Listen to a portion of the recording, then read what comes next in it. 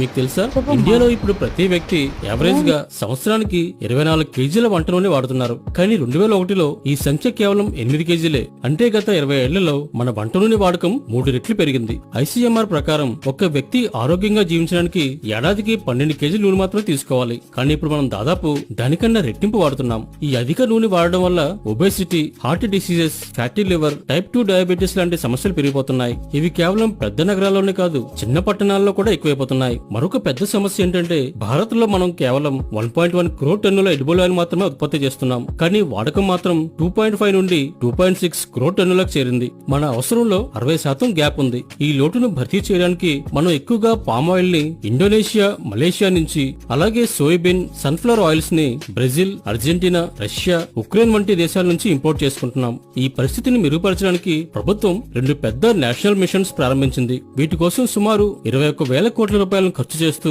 స్థానికంగా oil seeds ఉత్పత్తిని పెంచేందుకు ప్రయత్నిస్తోంది. ఇటీవల ప్రధాని నరేంద్ర మోడీ కూడా ప్రజలను తమ నూనె వాడకాన్ని 10% తగ్గించాలని కోరారు. ఇలా చేస్తే మన దేశం మరింత ఆరోగ్యంగా ఉంటుందని ఆయన సూచించారు.